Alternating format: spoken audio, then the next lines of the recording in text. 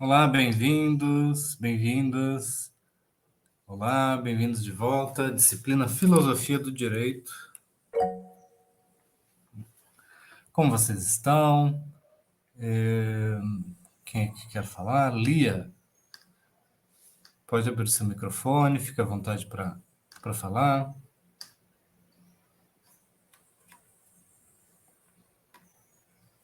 Será que foi um engano? Apertou ali o botãozinho de mãozinha.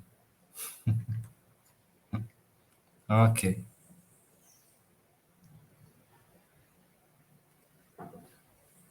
E agora, como é que eu baixo a sua mãozinha? Legal. Muito bem, gente. Bom dia, como vocês estão? Vamos. Fiquem à vontade sempre para usar o microfone, para falar. A gente vai fazer hoje, né, uma leitura crítica, né, do primeiro e do segundo livro da República de Platão. Então, esse é como vocês já sabem, né, um livro clássico da filosofia, influente na filosofia do conhecimento, filosofia moral, filosofia do direito e filosofia política. Principalmente são esses os eixos de conexão mais direta desse livro com as disciplinas que a gente utiliza até hoje, esse tipo de referência.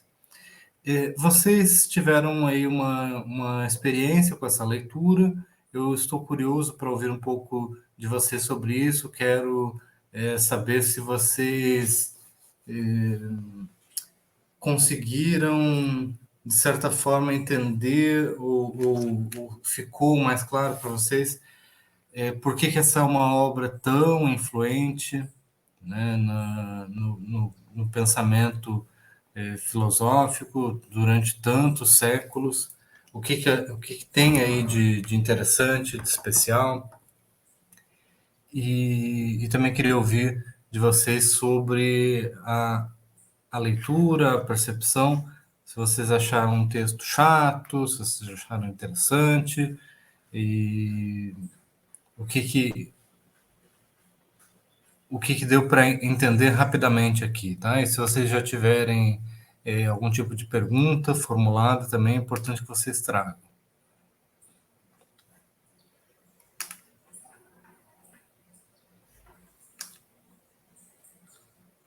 Estamos aqui em 32 pessoas na sala. Paulo Henrique, você não consegue usar o microfone, mas caso você queira também, fique à vontade para colocar aqui no chat e a gente faz a leitura e a discussão.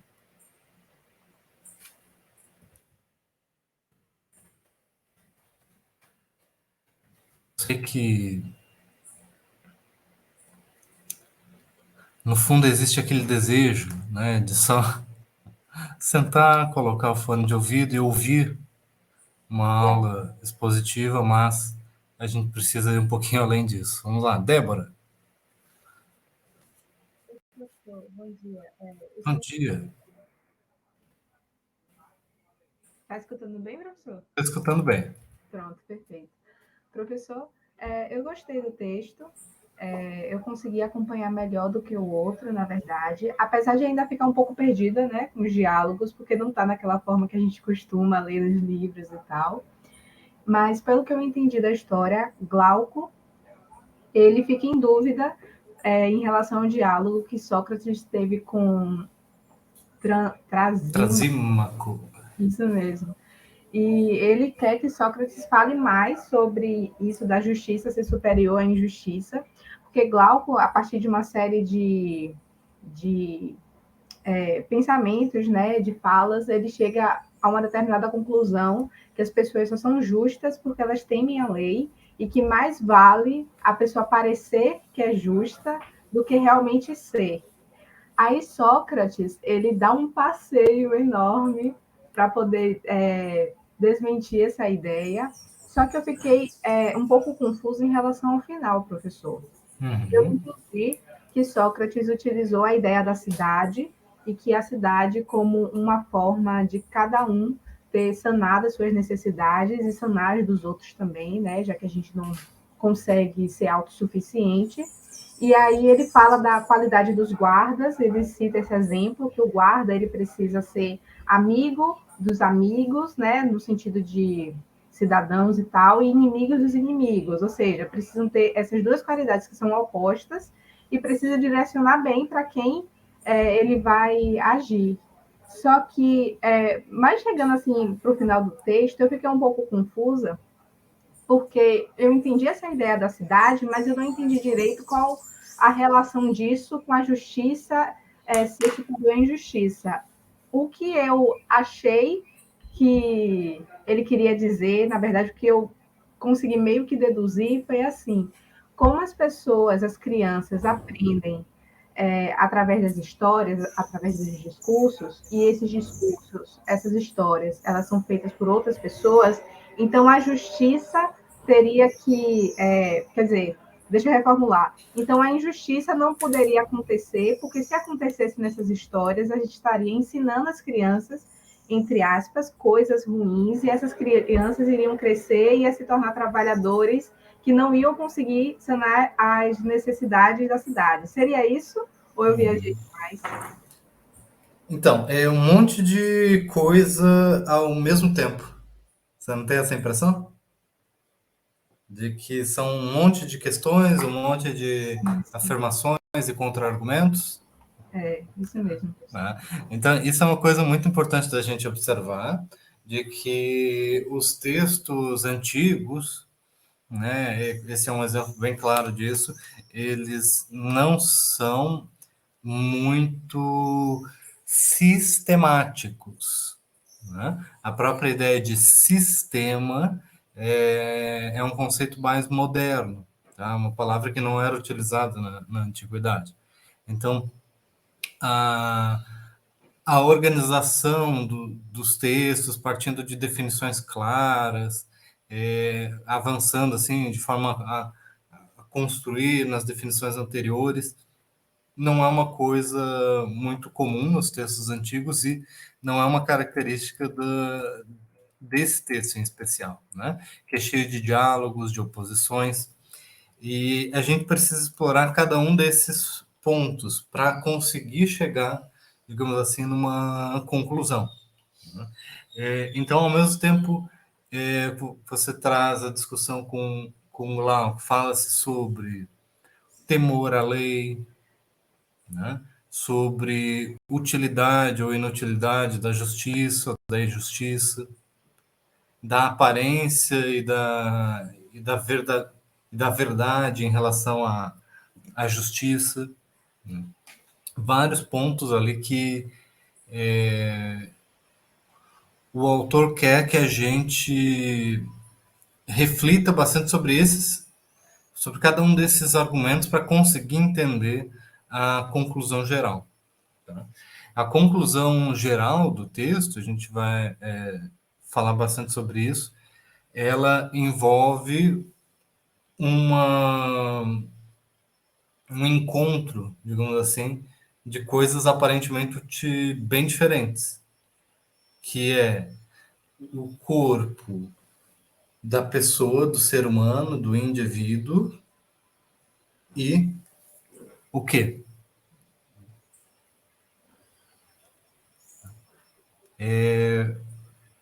Qual que é o título do livro? Vamos recapitular isso.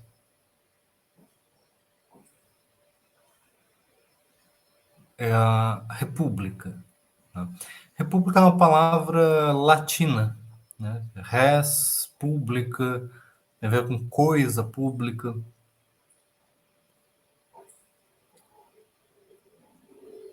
No grego, o título, né, vem da palavra politeia, né? Uma cidade, né, a ideia de polis, mas não uma cidade qualquer. uma cidade bem ordenada. Assim como uma pessoa pode estar saudável ou pode estar doente, pode ser sã ou pode ser maluca, né? Assim, uma cidade também pode ser bem ordenada ou pode ser mal ordenada, pode estar sofrendo uma crise, pode estar a ponto de morrer, de se autodestruir, ou pode estar prosperando, pode estar funcionando bem. Então, para a gente chegar na conclusão, a gente vai ter que reencontrar esses dois pontos muito distintos, aparentemente, né? Que é o ser humano e a cidade, a sua organização política. Tá? Então a gente vai entender, esse é o que Sócrates está tentando fazer, né? Platão está tentando nos convencer de que existe uma exploração necessária da natureza humana. E é essa exploração da natureza humana que vai nos levar a uma conclusão sobre a organização política do ser humano. E a gente entendendo a organização política do ser humano, a gente vai entender também a natureza do ser humano. Por quê? Porque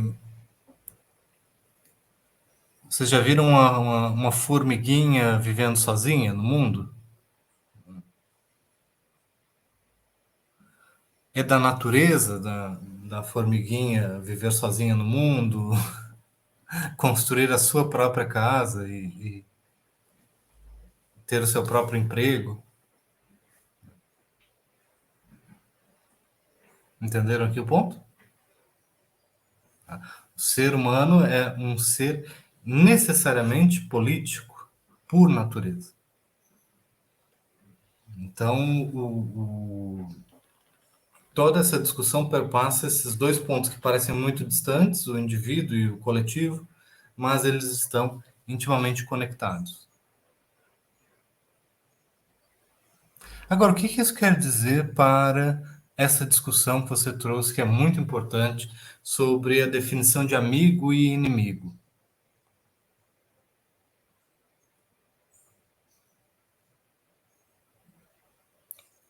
A distinção entre amigo e inimigo é importante para a discussão sobre justiça, sobre direito?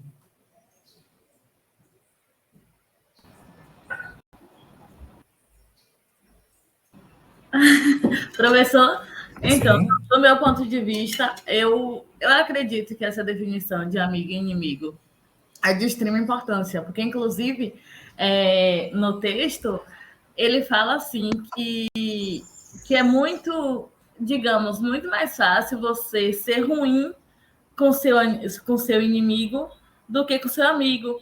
E tem, de fato, essa construção social, né, de amizade, é tanto que quando você trazendo para o pessoal mesmo, quando é muito mais fácil a gente se decepcionar com quem é um amigo, porque a gente não espera, a gente já espera naturalmente uma injustiça de um inimigo, né?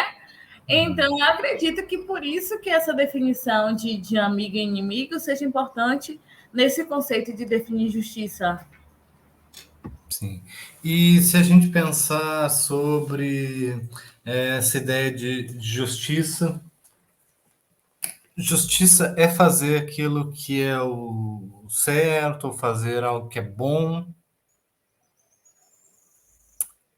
mas fazer o bem para os amigos e fazer o mal para os inimigos? Ou fazer o bem para os inimigos seria mais justo? Vamos tentar aqui pensar. A gente pode pensar com os nossos próprios referenciais, essa é uma forma de abordar, ou então pensar através dos personagens. Fique à vontade. Professor, eu acredito que é o tipo de conceito que varia muito se a gente está tratando de uma forma coletiva ou de uma forma individual. E isso influencia até a forma como países são construídos.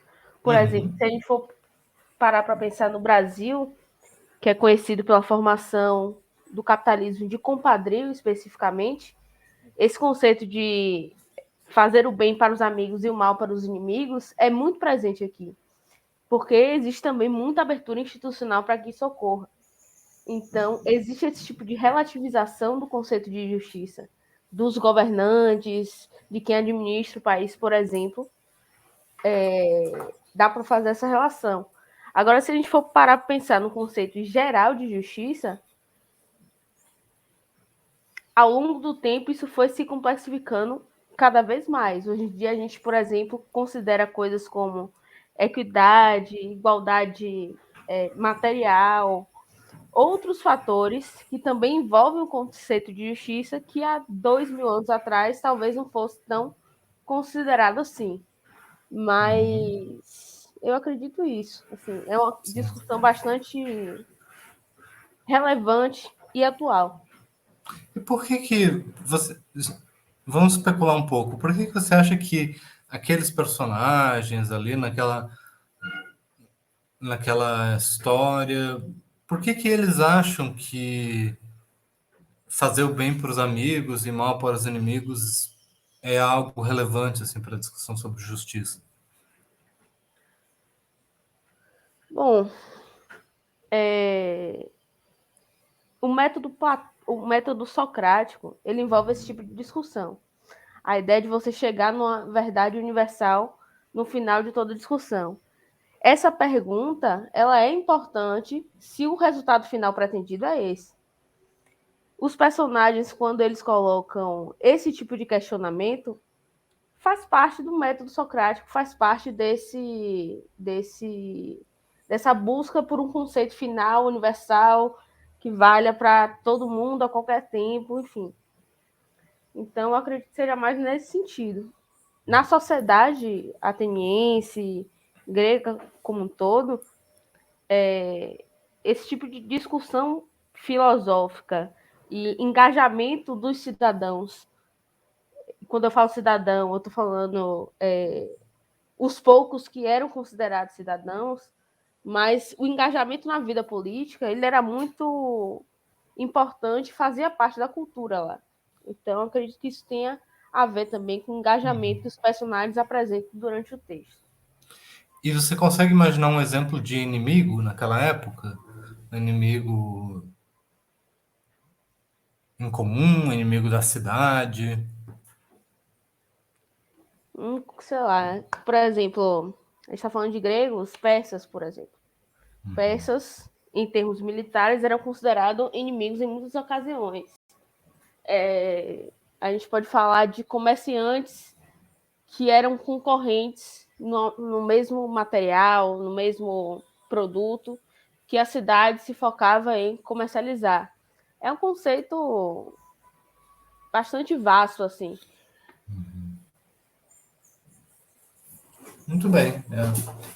Você traz a ideia dos persas, né, como uma cultura, um império distinto, né, um império estrangeiro, um império adversário. E para as cidades gregas, nós vamos estar sempre falando aqui em cidades, polis, cidades-estado. Para essas cidades, o estrangeiro é todo aquele que não tem a cidadania daquela cidade específica. Então, muitas vezes, a cidade vizinha ela pode ser considerada o inimigo. Consegue imaginar isso? Uma guerra de uma cidade contra outra? Sim, sim. Então, inclusive, a ideia de uma unidade cultural dos gregos contra os persas, digamos assim, né? É mais uma coisa que a gente aprende e imagina por conta do fato de que a gente está aqui hoje no presente e eles são um passado distante, então a gente entende essas civilizações distantes dessa forma. Mas eles, os gregos, né, brigavam muito mais entre si do que com outros povos distantes. Então, a ideia de inimigo está fortemente associada, quando a gente fala entre estados, cidades-estados, aqui. Há uma coisa constante, forte, importante na realidade do mundo antigo, mas não é algo estranho ao mundo moderno ou contemporâneo, que é a guerra. Percebem isso? Matar uma pessoa inocente é certamente fazer um mal. Mas é algo visto como justo por aqueles jovens ali, os filhos de Céfalo. São jovens que têm uma aspiração a serem guerreiros, serem pessoas de um status importante dentro daquela sociedade. Então, para eles, fazer mal aos inimigos, tanto deles, da família, mas em especial da polis, é uma virtude, não é mesmo? É uma virtude que talvez você queira que seja compartilhada entre os soldados, entre os guardas, entre os guerreiros. Mas, se essa for uma prática entre comerciantes, como você falou, aí a gente já precisa pensar, bom, se for comerciantes de uma outra cidade, inimiga, talvez seja bom. Mas se for comerciantes dentro da própria cidade, o que isso vai gerar? Qual será a consequência disso?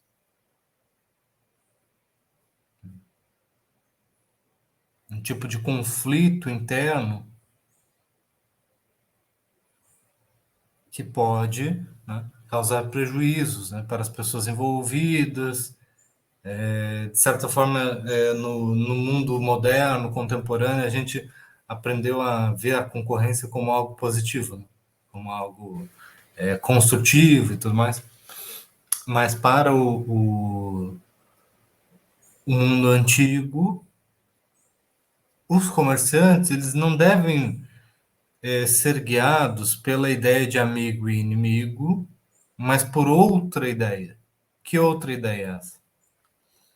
Que outra concepção que aparece aqui nessa discussão sobre justiça, que tem a ver com essa definição de justiça que é trazida por um dos personagens e que é muito relevante para o funcionamento do comércio, da economia, da produção, naquele contexto.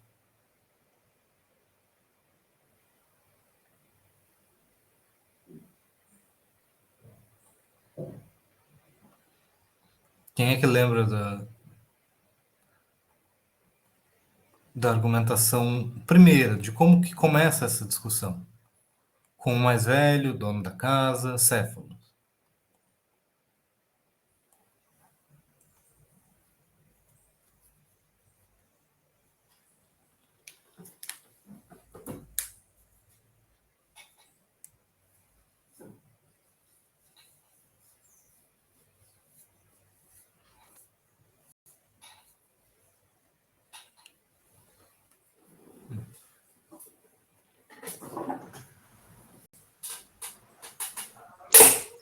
Professor, porque Céfalo fala de que justiça é dizer a verdade e restituir o que é do outro, não é isso? Mas isso está no... Isso está onde? Hã? Mas tá, isso... Pode falar. Ele fala isso no outro livro, né? Isso. No começo da discussão. Pois é, a discussão começa com isso. Uhum. Então, a gente estava falando sobre a discussão de amigo e inimigo, certo? Eu acho que a Alana trouxe esse argumento de que um amigo e inimigo pode ser uma boa diferenciação para alguém que está numa guerra, ali, por exemplo, gregos e persas estão numa guerra. Então, fazer mal para o inimigo é bom. Ajudar o inimigo é ruim. Concordo? Então, esse é um tipo de guia, de princípio, que vai guiar o quê? O guerreiro numa guerra, o soldado numa guerra. Esse é um bom princípio para regular a conduta do soldado em uma guerra. Aí eu trouxe essa provocação, porque ela tinha mencionado sobre o comerciante. Para o comerciante, se ele quiser fazer o mal para o inimigo e bem para os seus amigos, e usar esse princípio para o comércio, usar esse princípio para a produção, para a economia, isso vai talvez trazer problemas. E é por isso que eu perguntei a definição de céfalo, né, que é esse que você trouxe. Falar a verdade, restituir ao dono aquilo que lhe pertence, né, dar a cada um o que é seu, respeitar os pactos, os contratos, as promessas. Não é isso? Nós conversamos sobre isso na aula passada. Consegue ver como isso é relevante, mais relevante para um comerciante do que para um soldado? Sim. Então a gente está tendo uma discussão sobre justiça que para um tipo de gente, digamos assim, dentro de uma sociedade, alguma coisa vai ser mais relevante do que a outra.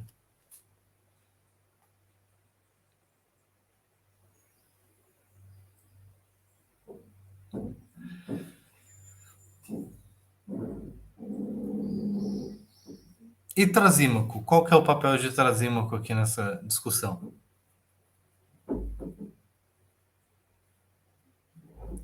A gente está analisando ainda só o livro 1, né? Porque não precisa garantir que todos vocês entenderam essas 3 diferentes linhas de argumentação trazidas por essas 3 partes do primeiro livro. Diga. Trasímaco fala do mais forte, né? Uhum. Que é o que é mais vantajoso para o mais forte. Sim. Não é isso? É. Isso mesmo. O interesse do mais forte. Isso. Que a justiça seria isso. E quem é o mais forte, geralmente? É aquele que tem mais músculos? Não, ele não quer dizer especificamente isso. Eu acho que no contexto, quer dizer, trazendo isso para o nosso... Quem elabora, quem está nas posições, vamos dizer assim, entre aspas, dominantes da sociedade. E naquele contexto da Grécia, da cidade, da polis, né? Quem é que está na posição dominante? Não, pelo menos nessa discussão, né? Ó, Hannah, né, ali, comentou os governantes. Tá? Então, Trasímaco traz a relação entre governantes e governados. Os governantes estão numa posição de mais força perante os governados. Os governados são mais fracos nesse sentido. Os governados, de certa forma, devem obediência aos governantes. Então, os governantes, eles representam a força, eles exercem a força da polis, do governo, desse corpo político. Um certo poder de comando.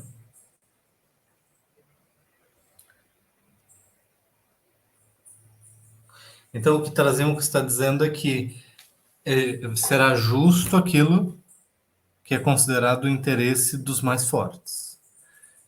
E por mais fortes, ele quer dizer os governantes. Então, ele está querendo dizer que justo vai ser aquilo que é o interesse dos governantes. Faz sentido isso?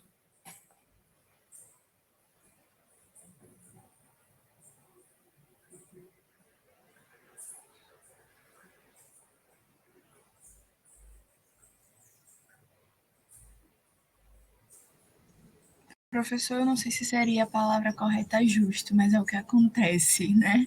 Então, meio que a gente acaba sendo, quando a gente abre mão dessa liberdade, principalmente dentro do contexto que vivemos na atualidade, a gente abre mão disso, da nossa liberdade para poder estar em ordem. Então a gente acaba cedendo nesse contexto do que é justo para eles. É a mesma coisa da ditação do que é crime. Quem define o que é crime? É quem está no poder. É a questão da teoria do etiquetamento, né? Eu posso trazer como exemplo. Então, eu acho que não sei se seria justo na visão de todos, mas na visão deles era aquilo que eles consideravam justo. E cabe a gente acatar em detrimento do que a gente abriu mão, né? Pela nossa liberdade e pela ordem. Creio que seja nesse contexto, assim, minha análise. Então, você tem a ideia de que os governantes definem o que é justo e os governados devem obedecer. Mais ou menos isso? Creio que sim, mas nem sempre essa questão do que é justo é de fato seguida pelos governados, né? Sempre tem aqueles que são os rebeldes e que não irão concordar com aquilo que é imposto. E essa definição, ela é satisfatória para Sócrates, para o filósofo? Professor, essa pergunta eu não vou saber te responder, eu acho que não. Mas. Paulo Henrique está dizendo que não também. Pronto, então, acho que concordamos. Mas justamente pelo ponto que você mencionou de que é assim, mas de certa forma está meio que implícito no que você está dizendo que não deveria ser assim. É isso que você quer dizer?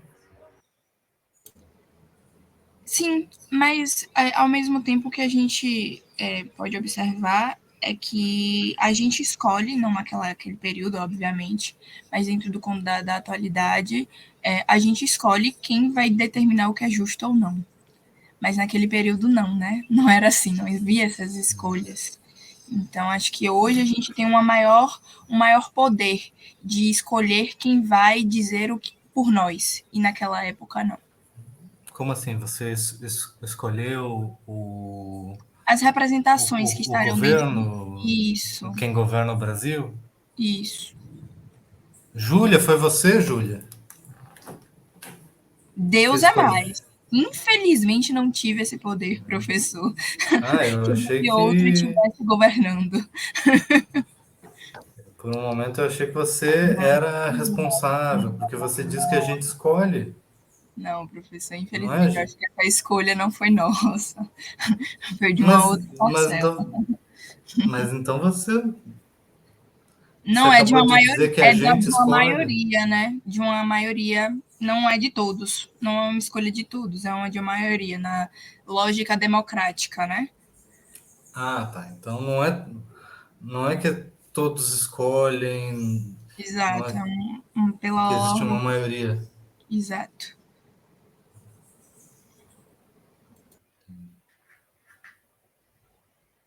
Muito bem. Então vamos lá. Os governantes estão na posição de poder dentro da sociedade. Por que eu estava mencionando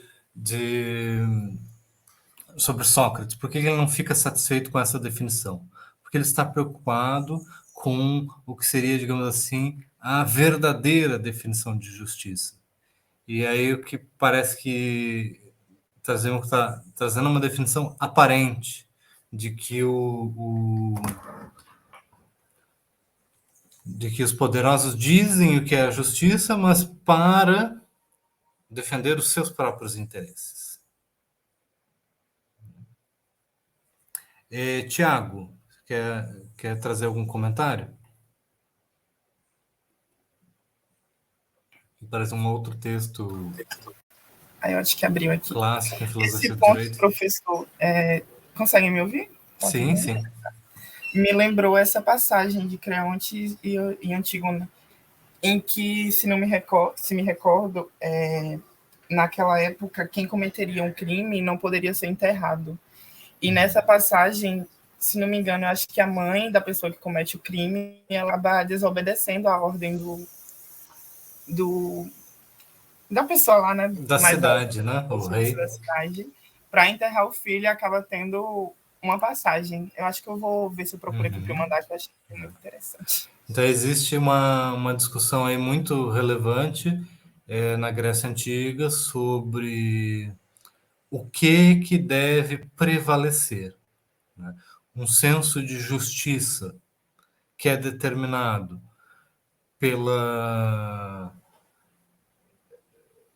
pelas leis, digamos assim, naturais do que são os deveres dos pais com os filhos, dos filhos com os pais, da família, da religião, né? O dever de enterrar o seu filho, por exemplo.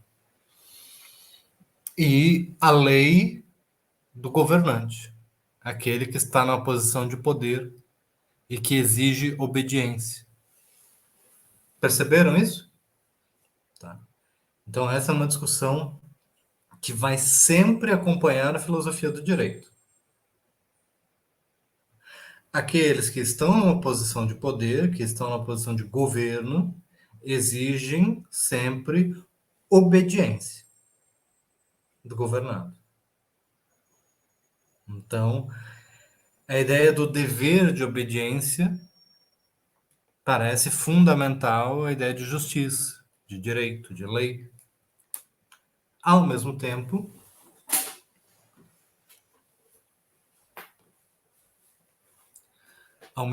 a gente pode questionar: será que muitas vezes fazer a justiça não será exatamente desobedecer o comando ou a ordem de um governante, dos poderosos?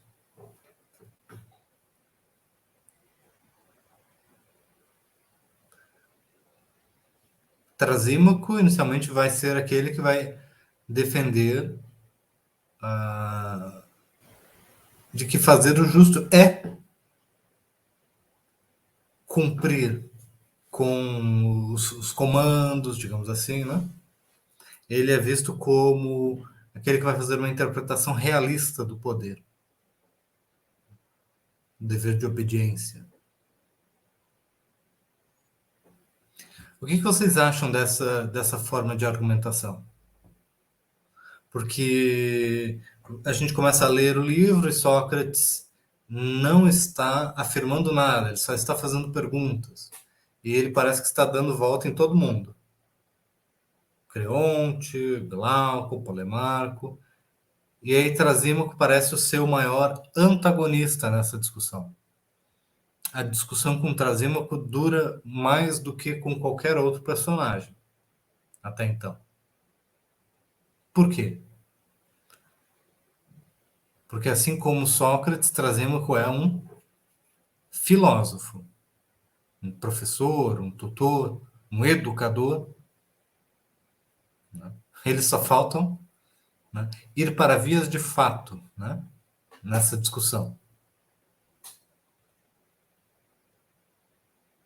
Então essa é a parte mais longa do debate. E Trasímaco ele é visto como um sofista.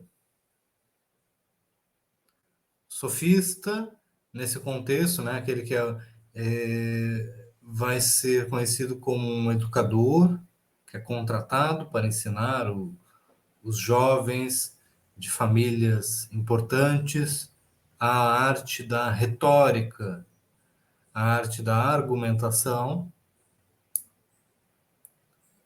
para que essas pessoas possam exercer o poder político nas assembleias, no espaço público, para que elas sejam convincentes.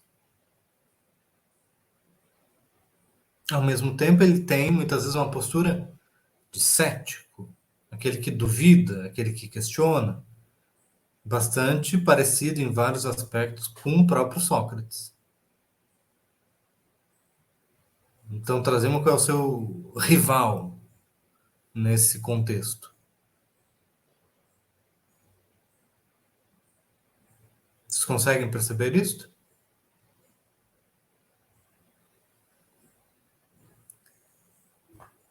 Sócrates parece estar interessado em descobrir a verdade através da argumentação. Então, quando ele fala de justiça, ele quer o verdadeiro conceito de justiça, verdadeira definição de justiça. Enquanto que Trasímaco parece ser até um tanto cético com a possibilidade de se afirmar uma verdadeira definição de justiça. Ele parece dar uma definição que parece ser mais prática. Justiça é aquilo que os poderosos querem. Vocês conseguem ver essa dicotomia, esse antagonismo?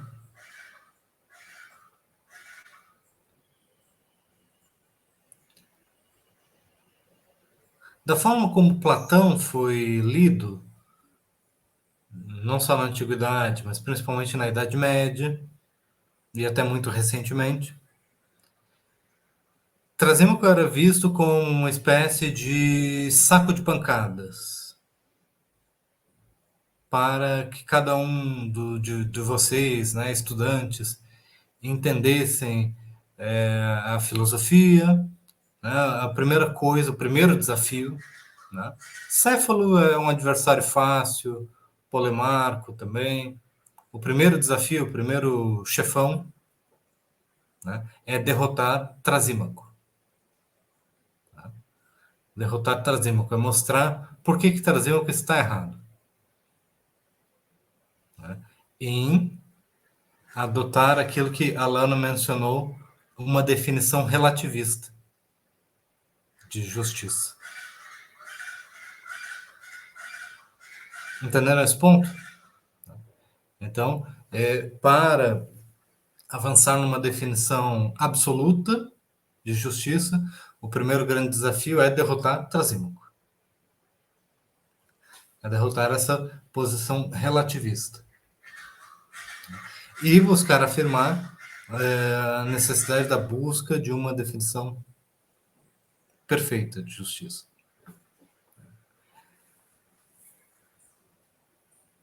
A primeira estratégia que Sócrates sempre usa é a identificação das contradições.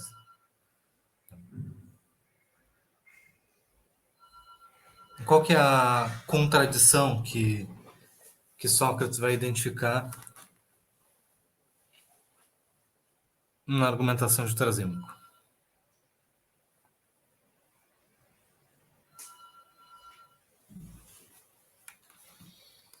Trasímaco vai dizer que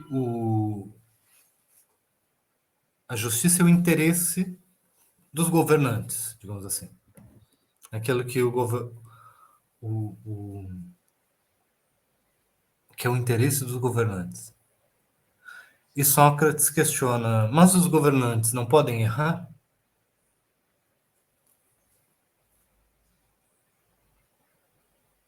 A que essa discussão leva?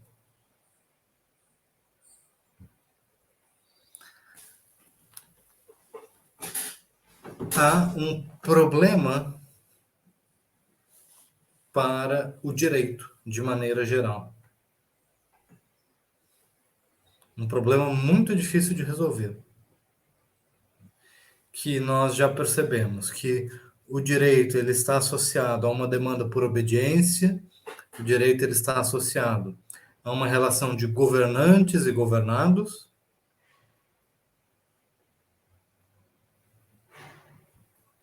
e ao mesmo tempo a gente considera que governantes podem errar. Isso significa dizer o quê? Que as leis feitas pelos governantes podem ser leis injustas? É isso?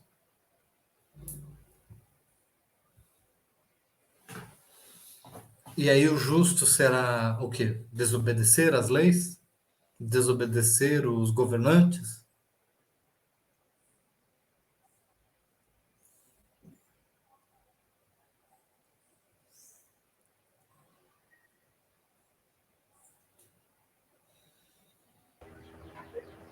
Dá para me ouvir bem?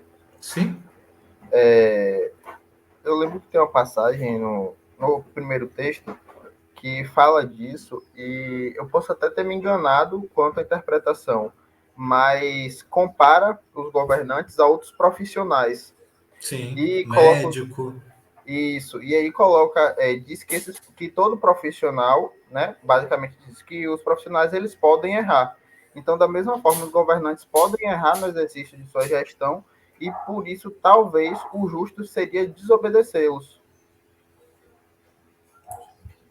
Mas aí parece que quando o médico erra, naquele momento ele não está agindo como o médico deveria agir. Você concorda com isso? Sim, sim. É tanto que eles falam que seria a falta de conhecimento e acaba colocando o caráter profissional dele em questão. Uhum.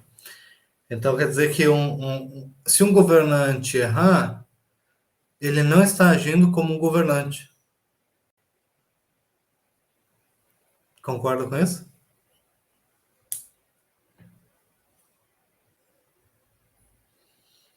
Então, se ele não está agindo como governante, você deve obedecê-lo?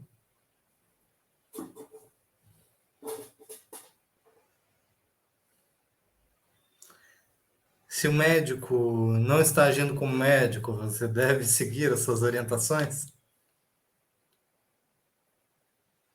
Ou se um juiz.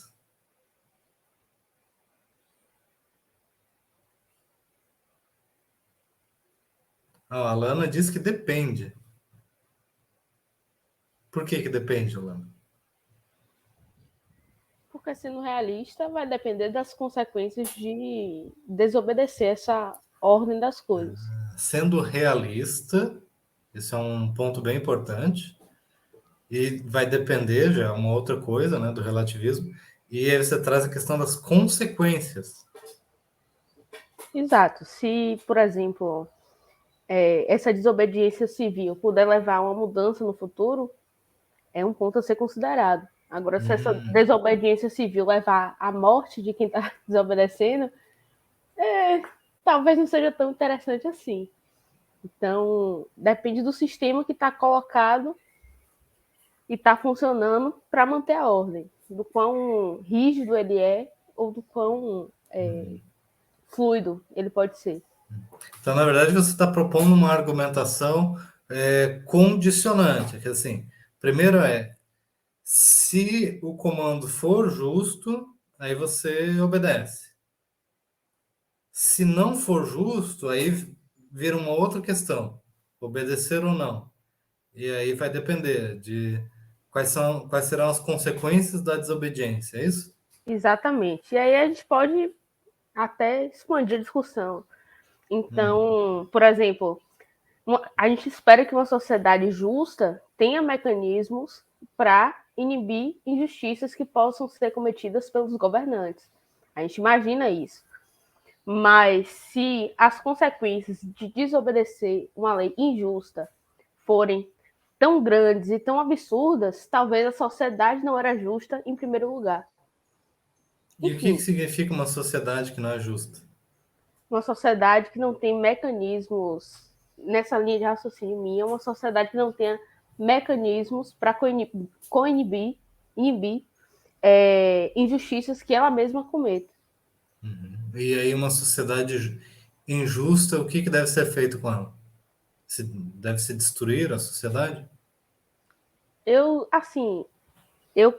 querendo ou não, tenho bastante influência do pensamento econômico, então tem muita essa dualidade entre revolução, destruir tudo e construir de novo, e reformar e melhorar aos poucos o que a gente já tem. Então, existe essa dualidade. Nesse caso, eu acredito que o mais sensato seria implementar esses mecanismos de inibição da injustiça promovida pelo próprio Estado e, aos poucos, melhorando a sociedade.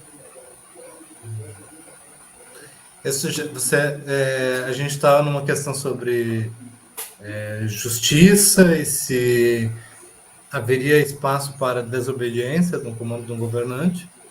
E agora a gente já salta por uma discussão bem complexa sobre como uma sociedade deveria ter mecanismos e tudo mais.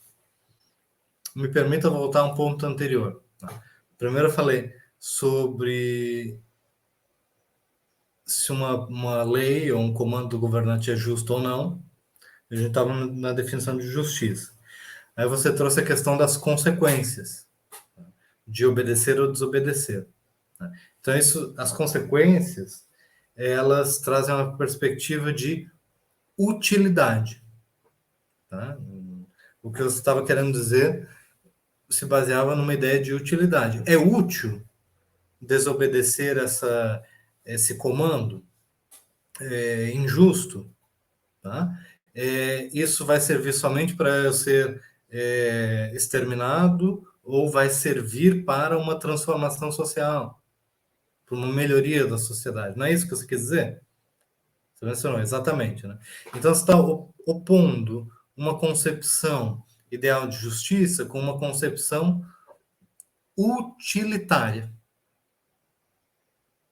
Vamos analisar nesses termos. Por quê? Eu vou trazer essa questão para você. Se um comando for considerado justo, não pode ser útil para você, Alana, desobedecer esse comando justo? Pode também. É óbvio que vai depender de quais parâmetros a gente está entendendo aqui. Mas, por exemplo, a gente tem leis que consideramos justas, mas muitas pessoas desrespeitam em prol de benefício próprio. Então, isso é bom ou ruim? Para a sociedade é ruim. Para a pessoa, a depender dos parâmetros, é ótimo. Então a gente está criando uma desconexão, né, entre o indivíduo e a polis. Isso, né? Exato. Depende muito da esfera com a qual a gente está trabalhando, se é a individual. E, obviamente, quando a gente fala de esfera individual, vai depender de valores, vai depender de tradição, vai depender de cultura. Vários fatores envolvem essa análise de custo-benefício que o indivíduo pode fazer, mas, no cenário geral, quando a gente trabalha com o conceito de justiça para uma sociedade, é óbvio que os critérios precisam ser mais altos. Então... Mas me explica uma coisa bem com mais clareza. Você coloca acima o princípio da utilidade ou da justiça? Então, se você encontrar um comando que é considerado justo, mas é útil desobedecê-lo para um bem, você pode dizer um bem maior, inclusive para a coletividade, não só nesse sentido egoísta. Você acha que uma coisa deve prevalecer sobre outra? Se for útil desobedecer, se é útil desobedecer ele para um bem maior, ele era justo em primeiro lugar? É isso que você tem o dever de responder. A priori, eu acredito que não. Que ele não seria justo em primeiro lugar, logo é passível de desobediência social, sim. Me dá um exemplo disso. Professor, para eu conseguir entender. Me dificulta. Por exemplo, vamos colocar o racismo, por exemplo, a escravidão. Se a gente pegar nesse contexto específico, leis que promoviam a escravidão, elas são injustas por definição. A desobediência social, nesse caso, levou a um progresso. Socialmente falando, em todos os aspectos possíveis. Então, nesse caso, nada mais justo do que desobedecer a lei. Exatamente. Certo. Mas aí a gente está, desde o início, entendendo que determinada lei é injusta. Exato. Então, quando uma lei é injusta, pode ser útil ou pode ser inútil desobedecê-la. Esse era o seu argumento inicial. Exatamente. E é óbvio que vai depender, se eu for trazer a questão da utilidade, do momento em que a gente está. Mas é porque, como você trouxe o conceito de utilidade, eu quero saber de você se você consegue aplicar o conceito de utilidade sem utilizar o conceito de justiça. Então, assim, digamos, tem uma lei que você considera que é justa, mas ainda assim, por conta da utilidade, você vai justificar que é preciso descumpri-la. Entendeu? Eu quero ver até onde vai o princípio da utilidade. A utilidade, ela por si só, se a gente for considerar única e exclusivamente ela, o princípio da utilidade vai levar a extremos absurdos. Então, por exemplo, qual é a forma mais eficiente, mais útil de acabar com a pobreza? Se a gente não colocar limites, esse princípio da utilidade vai levar a gente a conclusões como: vamos matar todos os pobres. Se a gente mata todos os pobres, a pobreza acaba. É por isso que ele não pode ser considerado, ao meu ver, pelo menos, de forma ilimitada, única. Ele deve ser considerado ilimitado por outros princípios, como, por exemplo, da justiça. Então, essa distinção entre os princípios da justiça e da utilidade, eu, pessoalmente, não consigo fazer. Entendi. Então, esse é um problema que não é simples. Não é uma coisa que tem uma resposta óbvia. Esse é um dos problemas clássicos da filosofia do direito. É a discussão entre justiça e utilidade e a discussão de se o princípio da utilidade pode ser ele próprio a base de referência para uma ideia de justiça. Então, por exemplo, se eu disser assim, que o justo vai ser você buscar a maior felicidade para a maioria das pessoas. Ou então buscar uma perspectiva diferente, colocar assim, a melhor coisa, né, para guiar o princípio, a ideia de justiça, é reduzir ao máximo para todas as pessoas o sofrimento. Aí seria uma definição utilitária, mas que já impediria qualquer um desses extremos, talvez, como você está dizendo. A ideia de matar as pessoas para reduzir a pobreza. Depois a gente vai explorar o utilitarismo, tá? Como uma filosofia do direito. Mais para frente, né? Por enquanto a gente está só nesse debate inicial.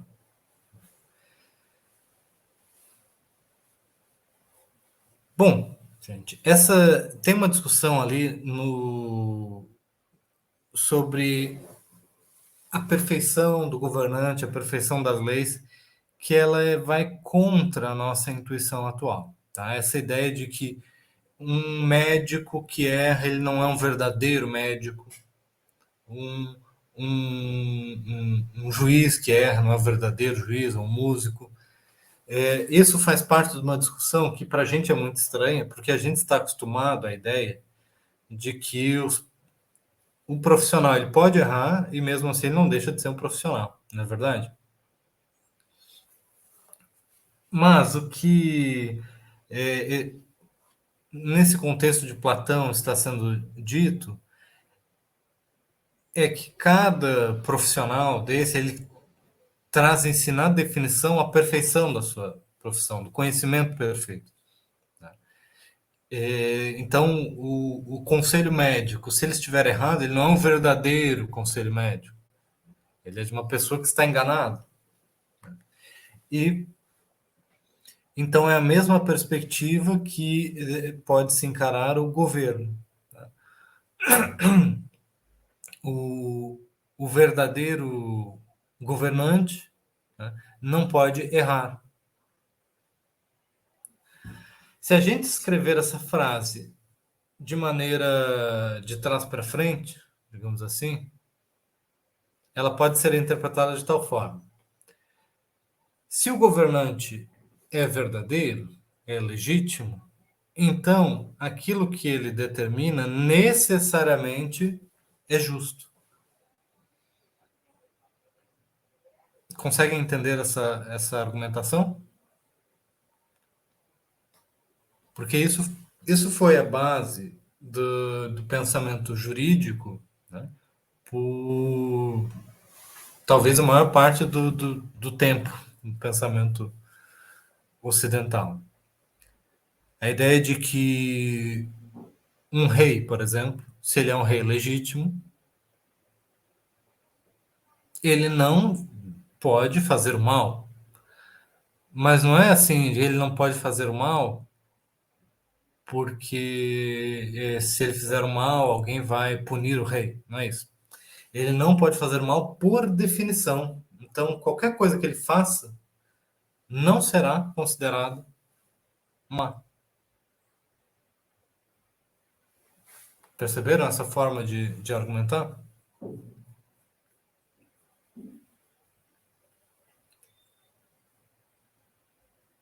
Isso vai diretamente influenciar como o direito vai tratar os atos estatais, né, dos governantes, por muito tempo.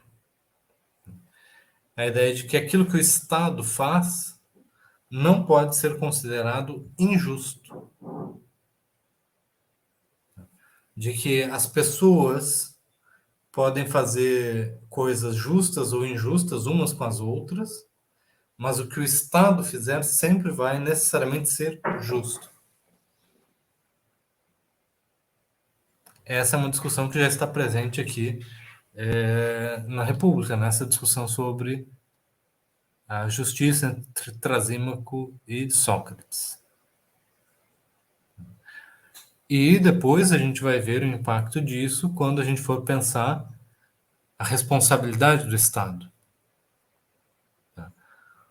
O quão recente é a possibilidade jurídica do Estado ser condenado a pagar uma indenização por ter feito mal a alguém.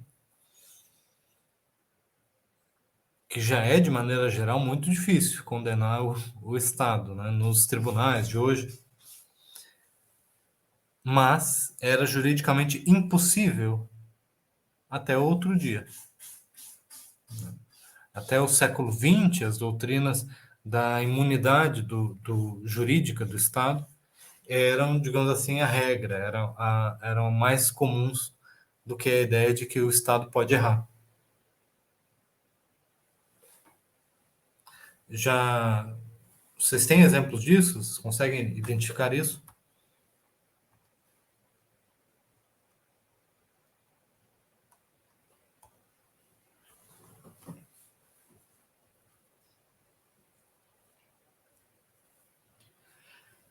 Bom, a gente pode simplificar essas concepções de justiça trazidas no livro, tá, em 3 diferentes formas de argumentação.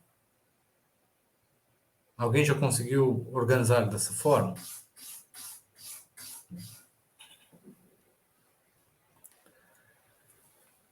A primeira é aquela perspectiva de Céfalo, né?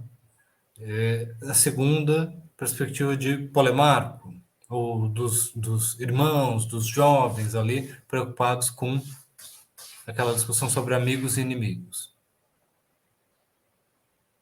E a terceira, a perspectiva de Trasímaco, a ideia do governo, do governante, associar a justiça ao governo. Mas não ao governo quando os governantes estão errando, coisa assim. mas ao verdadeiro governo, ao verdadeiro interesse dos governantes. A ideia de que o verdadeiro interesse dos governantes faz bem também para, e principalmente para os governados,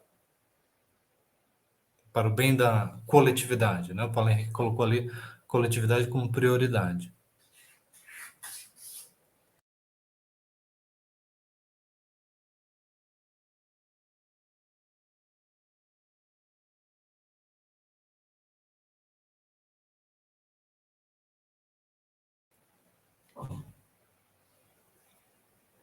Pronto, consegui voltar aqui. Então vejam, se vocês quiserem organizar, né, as definições de justiça, vocês têm que organizar nesses 3 eixos. Conseguiram perceber? Nesses 3 diferentes eixos? Ainda assim, não é uma definição de justiça.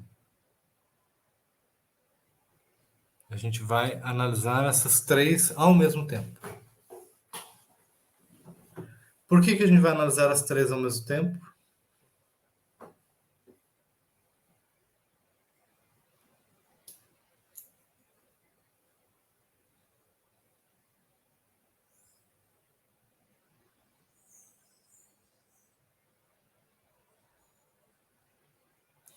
Acho que eu vou fazer como vocês, vou tirar um cochilo também. Assim.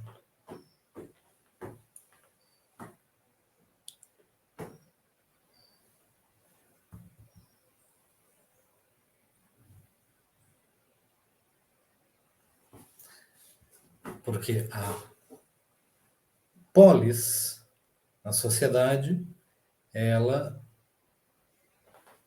é um organismo complexo, formado por diferentes elementos. Então, a Lara mencionou, elas coexistem dentro da polis. Então, assim como uma pessoa pode ter diferentes instintos, um de falar a verdade, mas o outro de defender o amigo, e outro ainda de buscar o verdadeiro interesse, ou buscar entender o que é a coisa certa a se fazer. Cada um desses instintos vai vir como que de uma parte diferente do corpo. Um mais da barriga, outro do coração, outro da cabeça.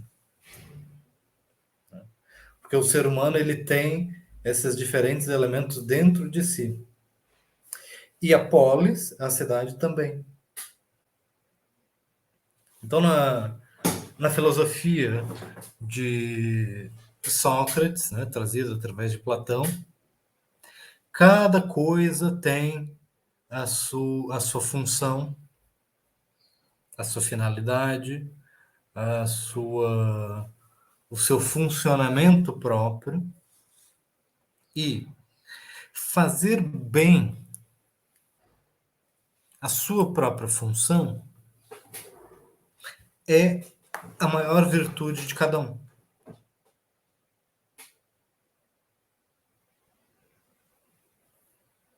Conseguem entender esse argumento? Sim, inclusive é possível ver a influência do pensamento platônico, por exemplo, em Smith, no século XVIII, quando ele fala de especialização do trabalho, inclusive quando ele aborda outras ideias também, como a teoria do valor-trabalho e tudo mais, são influências diretas do pensamento platônico, que eu nunca tinha parado para pensar até hoje. Isso. Porque Adam Smith, ele, antes de ser conhecido como um teórico da economia, né, toda a formação dele e as publicações dele são em filosofia moral. Né? Inclusive, as concepções de economia e a teoria econômica moderna, elas na linha de Smith são desenvolvidas a partir de pressupostos da teoria moral.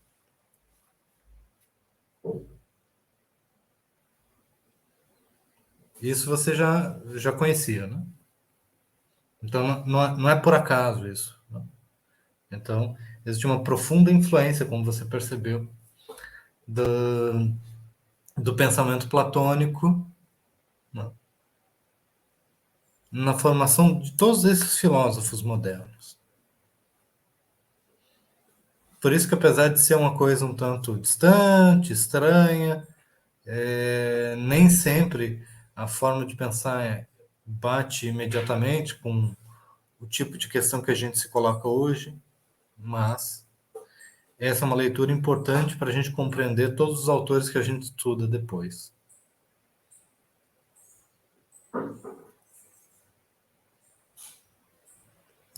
Então, a ideia de... Para você trazendo o Adam Smith, a gente pode falar assim, que o sapateiro ele tem que se dedicar a fazer os sapatos, enquanto que o lavrador ele tem que se dedicar à sua lavoura. E aí, cada um fazendo bem a sua parte, essa coletividade, esse conjunto de trocas livres vai beneficiar a todos. Agora, o pior dos mundos seria aquele em que a pessoa, ao mesmo tempo, precisa ir plantar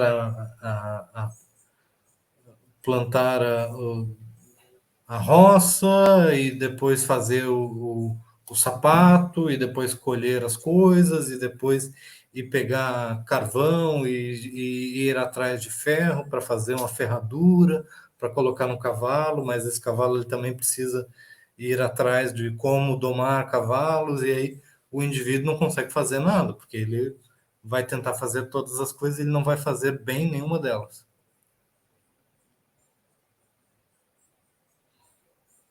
E aí é que o pensamento, o nascedouro do pensamento liberal moderno vai dizer que se cada um fizer bem a sua função, digamos assim, aí a resultante disso, de cada um buscando o seu aperfeiçoamento, você vai ter uma melhoria coletiva, um resultado coletivo melhor.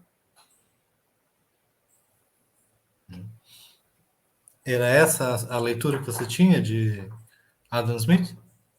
Sim, professor. Assim, é interessante essa nova perspectiva, porque tanto Platão como Aristóteles, parando para pensar agora, tiveram bastante influência em teóricos que focavam mais em sociedade como um todo, que, ao meu ver, são os teóricos mais completos. Tem versatilidades tanto como do jurídico, econômico, social, filosófico. São pessoas que abordam a sociedade como o tema complexo que ela realmente é. Marx, por exemplo, eu consigo perceber, pelo menos, talvez eu esteja viajando, mas bebeu muito de Aristóteles. Então, quando ele fala de valor-trabalho, é uma teoria que ele aperfeiçoa de Adam Smith, de Davi Ricardo, mas tem muito a ver com essa ideia de mundo das ideias, o que é e o que realmente deveria ser. O valor-trabalho deveria... O valor de um produto, por exemplo, deveria ser o valor do trabalho, mas não é. E aí que acontece a expropriação e tudo mais. A mais-valia, enfim. Mas essa influência direta desses pensadores é muito, muito interessante. A ver até onde e o quão importante essas teorias são para teorias modernas. Sim. Interessantíssimo. Isso. E em nada aqui a gente está falando sobre uma teoria capitalista. Inclusive, essa versão que a gente poderia dizer assim, conservadora de sociedade, né, de que cada um deve buscar uma função e cada um deve fazer a sua função de acordo com a sua posição na sociedade. A gente pode identificar isso como uma definição conservadora, a ideia de que existe uma ordem social que deve ser conservada para o bem de todos. Mas isso em nada tem a ver com a ideia de que haverá um grupo de pessoas encarregadas de acumular capital e reinvestir capital com o objetivo de acumular mais capital, para reinvestir esse capital com o objetivo de acumular mais capital. Então, é isso que é o cerne da experiência capitalista, a acumulação de capital para sua reprodução. Em nada, digamos assim, né, tem a ver a esse mundo grego, esse mundo dos autores clássicos, e muito, muito pouco, quase nada, tem a ver com Adam Smith, por exemplo, para total incompreensão dos liberais contemporâneos.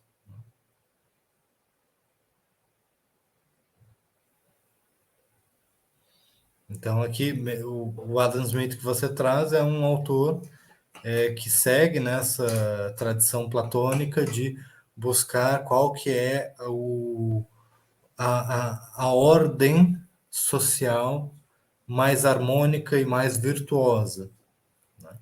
E aí nós vamos ver que não é uma resposta muito diferente da teoria de Platão, de que cada coisa tem a sua virtude própria, né? E ser virtuoso é agir de acordo com a sua própria função. Vamos aplicar isso ao soldado na guerra. Qual que é a função do soldado na guerra?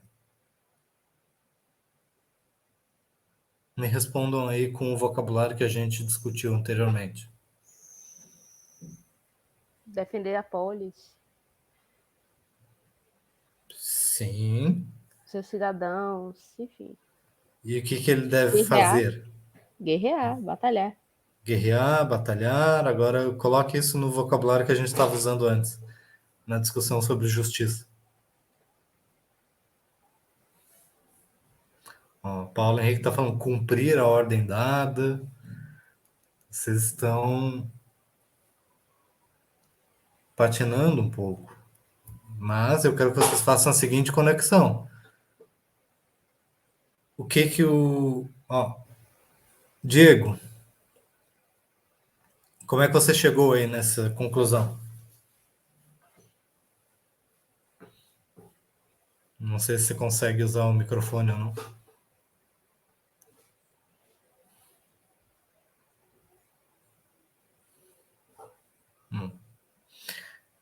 Entenderam a minha provocação? Então, para o soldado em guerra, o que é virtuoso?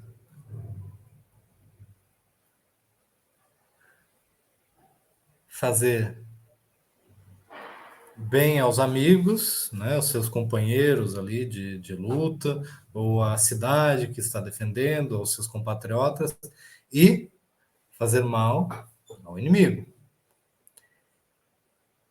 Se o soldado ele é uma pessoa profundamente amigável, profundamente boa, profundamente solidária, e é mandado para a linha de frente, e lá ele se compadece de todas as pessoas e se renega contra a violência e age protegendo a vida dos inimigos, isso vai ser bom ou ruim para a coletividade em guerra?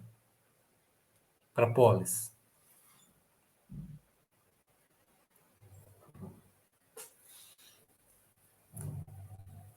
Essa é uma pergunta difícil para vocês? Fazendo a leitura a partir do texto?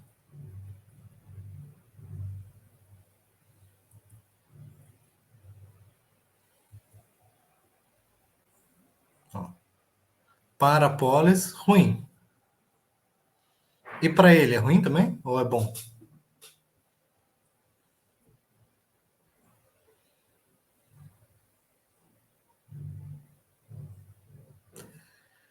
Uma das coisas mais fundamentais da nossa experiência moderna, da nossa perspectiva contemporânea, marcada pela experiência dos que vem do século XVIII, XIX, XX, talvez a ideia de um iluminismo, de um liberalismo, de uma sociedade que tem uma diferenciação entre Estado e vida social. Uma das coisas mais fundamentais para a gente é a distinção entre a vida pública e a vida privada, não é mesmo? A gente acha natural que o que é bom para o indivíduo muitas vezes pode ser diferente do que é bom para a sociedade. De que existe uma separação entre o público e o privado. Né? E que aqui nós estamos numa espécie de esfera pública, estamos na universidade pública, vocês não estão na casa de uma pessoa privada, não é mesmo? A gente tem como conceitos fundamentais na modernidade essa distinção entre público e privado. Essa distinção entre público e privado não é fundamental para a filosofia platônica, para os autores da Grécia Antiga. E para muitos da modernidade também. Essa ideia de que para a cidade pode ser bom isso, mas para o indivíduo é ruim, faz sentido para a filosofia como a gente está explorando aqui, de Platão? Eu quero que vocês percebam que não. De que a forma como Sócrates está argumentando, a forma como Platão está trazendo, é que o animal, o ser humano, né, ele vive numa sociedade. Ele se organiza politicamente, a polis, a república. E o que é bom para um é bom para outro. Se a pessoa, como os inúmeros exemplos que vocês trouxeram, né, vai buscar se beneficiar em prejuízo dos outros, em prejuízo da coletividade, lembrem-se de, não é por acaso que o tempo todo eles estão discutindo aquilo que é aparência e aquilo que é verdade. Essa separação entre aparência e verdade é muito importante para essa filosofia, porque é essa separação que vai permitir que se identifique um benefício imediato da pessoa com a ideia de aparência, um benefício aparente. Mas o benefício que atua em conjunto do indivíduo com o coletivo, esse é o benefício verdadeiro. Então, por exemplo, trapacear, agir com injustiça para com os demais, pode beneficiar uma pessoa. Mas, nesse sentido socrático, esse benefício vai ser apenas aparente, porque ele vai estar obscurecendo um prejuízo muito maior. Que a pessoa vai causar prejuízo aos outros, mas ela inevitavelmente vai acabar trazendo prejuízo a si mesma.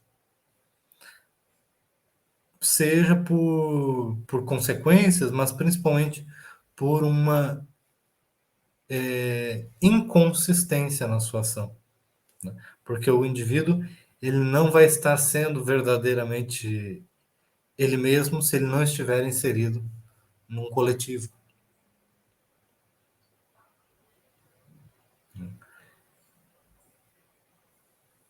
Talvez seja por isso que a Alana estava mencionando que esses autores eles estão preocupados com essa dimensão do social. Então, isso é uma questão fundamental. Tá? Por quê? O indivíduo é um indivíduo social. Né?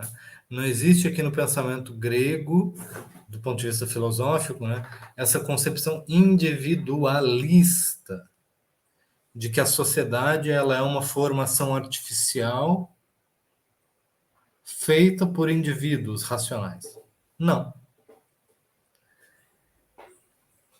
A concepção básica é de que a coletividade existe justamente como uma consequência natural da existência de pessoas. Não existe, a gente não tem exemplo nenhum na história da humanidade de pessoas vivendo sozinhas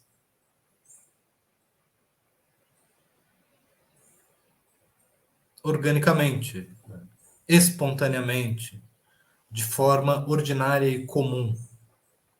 A gente consegue encontrar exemplos de situações excepcionais, né? A pessoa foi banida de um grupo, de uma vila, de uma tribo, e aí ela vai viver sozinha.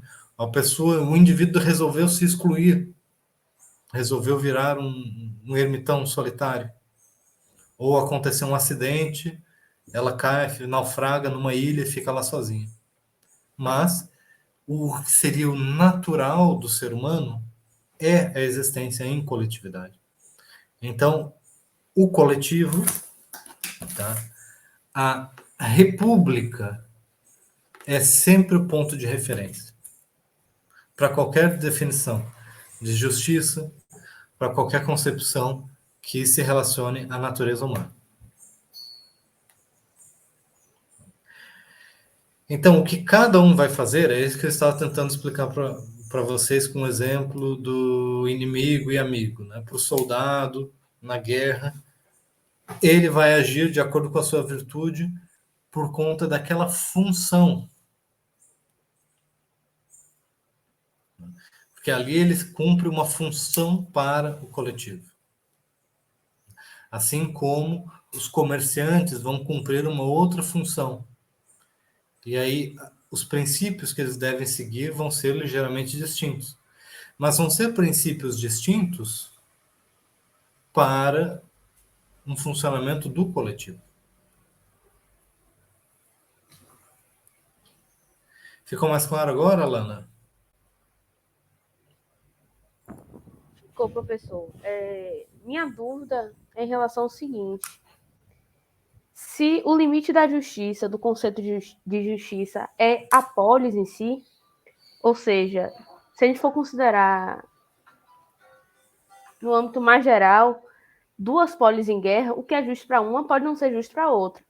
Sim. Mas se o limite do conceito de justiça é apenas a polis, esse conceito não é universal, correto? Por quê? Porque para ele ser universal, o universo precisaria ser somente composto pela polis. Na realidade fática, não é. Entendi. Você vai dizer assim, que o ponto de referência ele é determinado pelos muros da cidade, digamos assim. Isso, exato. Minha leitura foi pelo menos essa. Isso. E esse é, de fato, o limite dado pela República. Né? Então, faz todo sentido. Né? Então, qual que é a consequência disso? É que a outra cidade vai buscar agir da sua forma. Né? Então, como você diz, né, o que pode ser justo para um não vai ser justo para outro. Né? A não ser que essas cidades elas sejam amigas, né? Consigam conviver bem, né? Mas a partir do momento que há uma guerra, aí sim, de fato. Né? E, claro, né, no mundo antigo também não é muito fácil distinguir, né? Agora estamos em paz e depois agora estamos em guerra. Então, essa teoria de que o que é justo é aquilo que pertence, é uma referência dentro do Estado, e entre estados não é possível determinar a justiça, por exemplo, a teoria que está por detrás da ideia de anarquia no sistema internacional. De como que, por exemplo, não há justiça, a gente está vendo muita gente se adotando essa postura para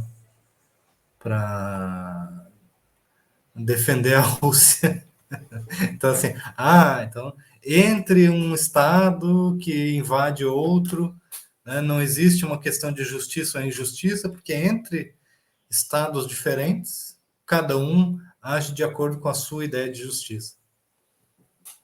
Seria mais ou menos isso, né? Aplicar essa teoria. Minha dúvida é em relação à atribuição no sentido universal a esse conceito de justiça. Só se a gente for considerar que o universo em questão é a polis. Mas isso por si só me parece já uma contradição. Porque você está imaginando a humanidade como algo universal e a polis como algo particular. Isso. E como a bolsa do pensamento socrático é por uma verdade universal, eu só consigo compreender lógica nisso se o universo considerado por Sócrates for apenas a polis. Mas se for apenas a polis, não sei se seria exatamente o universo. Sim. E o que eu acho que a gente pode concluir disso é que o pensamento socrático e platônico, aristotélico também, vai entender que é natural da humanidade organizar-se através de polis, de diferentes cidades. Não é natural da humanidade se organizar em uma grande humanidade, um grande governo universal.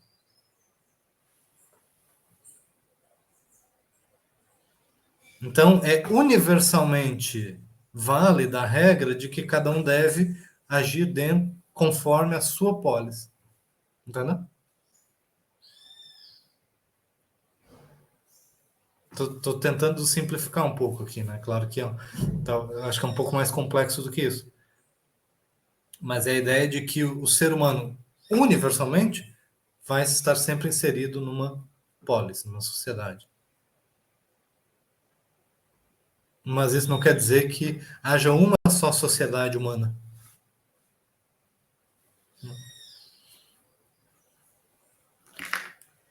Então nós vemos...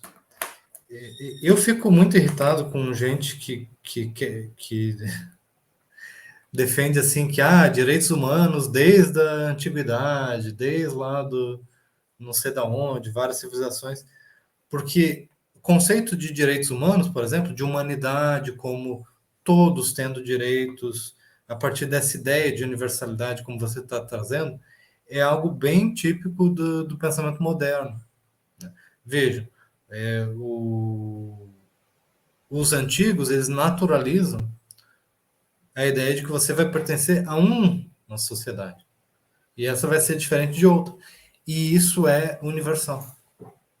O universal não é todos os seres humanos terem os mesmos direitos. Entendeu?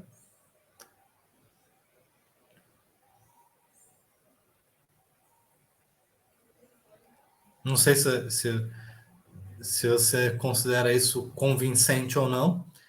Eu acho que hoje, para a gente, é natural que não seja convincente, porque a gente hoje pensa em termos muito mais universais do que eles pensavam em termos universais, nesse sentido de humanidade.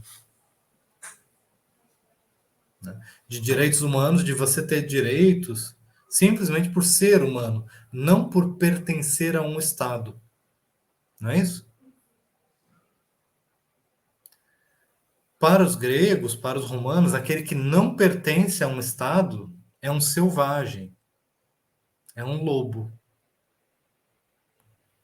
O lobo, né, é aquele que não vai seguir nenhuma regra a não ser do seu próprio bando. Né? E aí os piratas,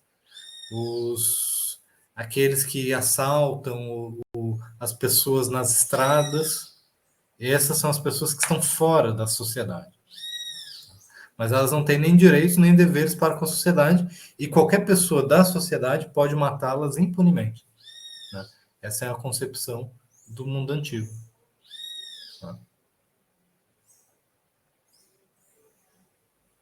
Isso. Então, a universalidade, ela está ligada à polis, porque o ser humano, para ele ser perfeito, para ele ser coerente consigo mesmo, ele precisa estar numa polis. O ser humano fora da polis, ele não está bem. Ele não está bem. Entendeu? É isso, gente. Então, vamos encerrar por aqui hoje, tá? Na próxima aula de quarta-feira, tá? Eu peço pela última vez para que vocês tragam as questões sobre esse texto, para que eu possa incorporar alguma questão de vocês para a nossa avaliação, tá?